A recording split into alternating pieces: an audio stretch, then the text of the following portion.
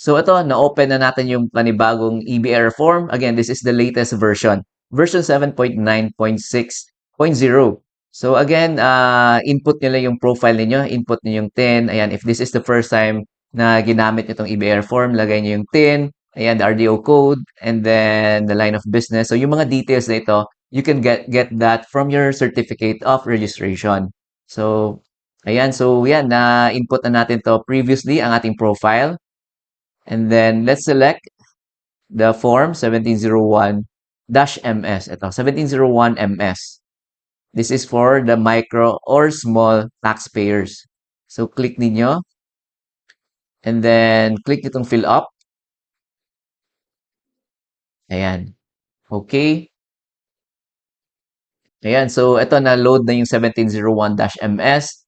So let's start filling out. So for the year, this is 12 and then yung fini-fill out pa natin is for the 2025. Again, yung deadline na to is May 15. So ilang days na lang is deadline na. So pwede pa natin ihabol. So amended return, this is no. Short period return, no then. And then civil status, single if you're single, and then married, ayan. Kung ano yung applicable sa inyo, piliin ninyo. So if married kayo, ayan, kailangan yung pumili dito if joint ba kayo magfa-file. Ibig sabihin, isasali, isang income tax return lang yung ifa-file ninyo ng yung spouse. So, yan yung jointly. Separately, pag magkaibang form yung gagamitin ninyo and not applicable kung yung spouse nyo has no income. So, ito, let's proceed. Part 1, the taxpayer, the filer, and spouse information. So, i-double check nyo lang ano yung mga information na kailangan na wala pang details, na wala pang data. So, number 6, ayan, nandyan na yung ating TIN, the RDO code, the taxpayer's name, email address, the contact number. So, andyan na. So, dito na tayo sa number 11, the source of income. So, yung example natin for today, si Monkey D. Luffy ay nagbebenta sa, for example, Lazada or Shopee or TikTok. So, income from business yung pipiliin natin. Ayan, if ano naman kayo, employed at the same time, mixed income yung pipiliin nyo. If practicing a profession, for example, virtual assistant, freelancers, ayan, doctors, ayan, pipiliin nyo is income from profession. So, let's proceed. Number 12. So, dito, ano ba yung pipiliin natin na income tax regime? Graduated income tax rate, 8%, ayan. So, yung example natin for today, 8% tayo. So, yan yung pipiliin natin, 8% income tax rates. So, let's proceed. So, itong 13, 14, 15, and 16, applicable yan if ever exempt kayo or special preferential rate. So, yung common example dito, if barangay micro business enterprise kayo or BMBE, exempt kayo from the income tax. So, in our example, hindi to applicable sa atin. So, let's leave it blank. So, hindi nyo naman din siya pwedeng fill outan. And next is method of deduction. So, hindi din tayo pwedeng makapili because nag 8% tayo. So, wala kayong dapat pipiliin dyan. So, next is ito, 18, the ATC. Ayan, automatic yun na pinili. So, based yan sa ating, yung pinili dito, the 8% and the business income. So, ayan. So, next is the part 2, the total income tax payable. So, wala pang details dito because hindi pa natin na-fill outan yung data natin for our sales. So, let's proceed to the next page.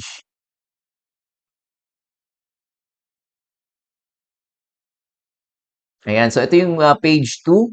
So, letter A, hindi to applicable. This is for the compensation if ever employed din kayo. Letter B, if graduated rates naman kayo or exempt, so hindi dito applicable sa atin. Because 8% yung example natin for today. So, scroll down natin. Ayan. So, dito tayo sa B2. Ayan, for 8% income tax rates. So, number 19, ayan. Sales natin, total sales natin. So, pwede natin balikan yung ating Excel or yung spreadsheet ninyo so that ma-input natin yung total sales for the year, for the 2025. So, yung total sales natin for the 2025 is ito, 1,138,400. So, ito yung ilalagay natin doon. 1,138,400. Number 20, ayan, other non-operating income if applicable lang sa inyo. In most cases, zero lang naman yan. So, yung total income natin, ayan, is still ito, 1.1 million. And then, the allowable reduction, number 22, Ayan, automatic niya nang nilagay because sometimes nakakalimutan 'to ng mga nag-a-avail ng 8%. Ayan, may 250,000 tayo. So again, if mixed income earner kayo, if may compensation kayo, hindi na 'to applicable sa inyo. So number 23, ayan, the taxable income is your total income less itong ating allowable reduction that would give us the 888,400. So multiplied by 8%, ayan, yung tax due natin is 71,072. Ayan, so number 25, ayan, wala naman tayong compensation. So yung 25 natin total tax due for the compensation and business is still 71,072. So ito, proceed na tayo sa part 5, the computation of tax. So dito natin ilalagay yung if ever may mga 2307 tayo or may mga payments tayo in our previous na quarters. So prior years excess credit, so i-double check yung 2024 ninyo na annual ITR. If ever may mga overpayments doon, usually yung pinipili na option is to be carried over sa next year or quarter. So i-check ninyo if may overpayments kayo doon, dito nyo ilalagay yung figure na yon. So in our example, zero lang yan. And then tax payments for the first 3 quarters. So balikan natin yung ating Excel. So first 3 quarters, ito yung payment natin. Ayan, 33,246. 33,246. Ayan, and the CWT or 2307 sa first 3 quarters. So yung hinihingi kasi is the first 3 quarters. So ito, quarter 1, quarter 2, and the quarter 3. Ayan, so yung total niya is 17,250. 17,250. And then number 4, this is the 2307 for the fourth quarter naman. For the fourth quarter, yung 2307 natin is 5,100. So dito is 5,100. Ayan. So number 5, hindi to applicable. 2316 if employed kayo. So hindi yan applicable. Number 6 then, hindi to amended return. So hindi yan applicable sa atin. And then number 7, 8, and 9. So in most cases, zero lang yan. Hindi din yan nag-apply in most cases. Yung mga foreign tax credits, ayan, special tax credits, and the other tax credits. So number 10, yung total na tax credits and payments natin. So ito lang yung total ng 2307 and our previous payments. So, yung total niya is 55,596. Ayan. So, yung part 6 natin, tax relief availment. So, hindi to applicable sa atin. Applicable to for the exempt. And yung may special na preferential rate. So, hindi to nag-apply sa atin. So, let's proceed to the page 1. Ayan. So, yung page 1 natin, may details na tayo dito sa total income tax payable. So, number 19, 20, and 21, hindi yan applicable sa atin. Again, that is for yung may mga special or preferential rate. So, dito tayo sa number 22, income tax due. So, ito yung na-compute natin. And automatic yan ang kinompute din dyan actually is 71,072. And then, that will give us a total income tax due na 71,072. And then, yung mga ima-minus dyan yung mga tax credits and payments of previous quarters. So, 71,072 less 55,596. That would give us our tax payable na 15,476. So, ayan. So, number 26, ayan, if you would opt for the installment, you can put there yung half or less ng item 23. So, in our example, ayan, hindi tayo mag-a-apply ng installment. So, next natin is the amount of tax payable is still 15,476. So, ito, dito na tayo sa penalties, surcharge, interest, and compromise. So, zero pa lang yan because we are still on time sa ating pag-file. So, if after May 15 na kayo mag-file, you have to go to your RDO na and sila na yung magko-compute na yung surcharge, interest, and the compromise. So, as early as now, di ba? Habang may panahon pa, mag-file na tayo ng ating annual income tax return for the 2025. So, ayan, total amount payable is still 15,476. Yung number 30, and aggregate amount payable natin is still 15,476.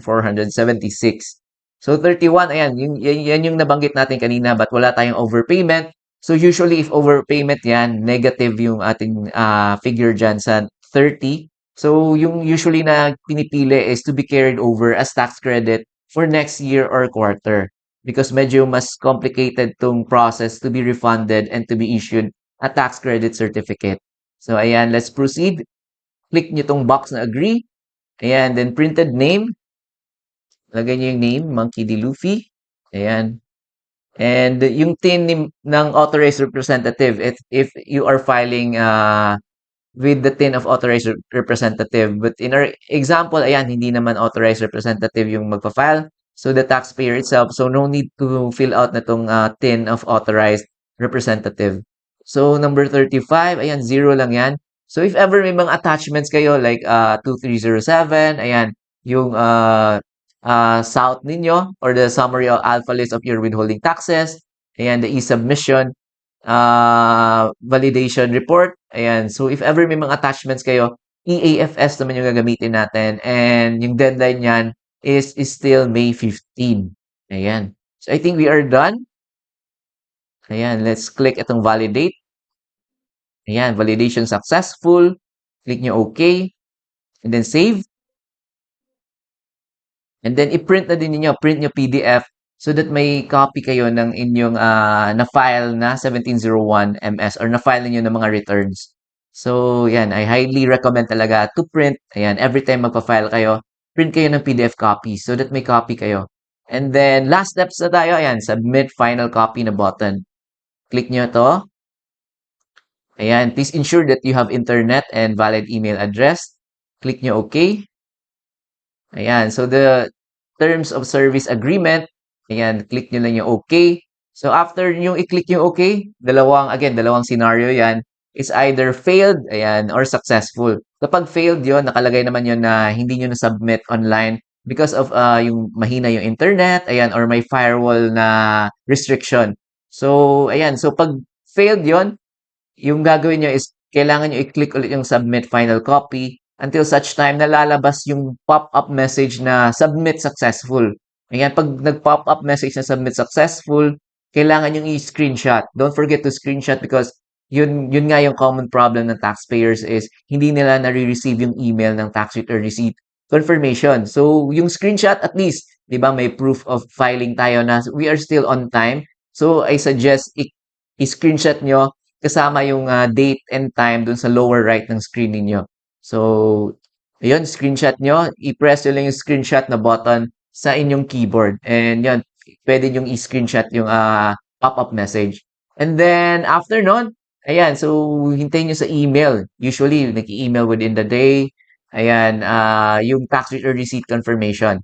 So, yun, from there, you can pay naman online. You can use MyEG, ayan, or Maya. So kung hindi niyo na-receive yung tax return receipt confirmation, at least may screenshot kayo. And then I suggest if ever may tax due kayo, you pay online na lang din so that yung deadline kasi niyan is the filing and the payment May 15. So kailangan yung magbayad. You can use the MyEG and Maya. So may sample din tayo na video on how you can use the MyEG and Maya. So yun. Yun lang ating video for today. Yan, we just talked about yung how you can file the 8% using the newest form, the 1701-MS, and then using the latest EBR form version 7.9.6. So ayan, if may mga tanong kayo, just comment down below and super thank you sa mga nag-like, sa mga nag-subscribe, sa mga nag-comment, and sa mga nag-share ng videos. Ayan, thank you very much. And sa mga nag-send ng support, ayan, so super thank you. Ayan.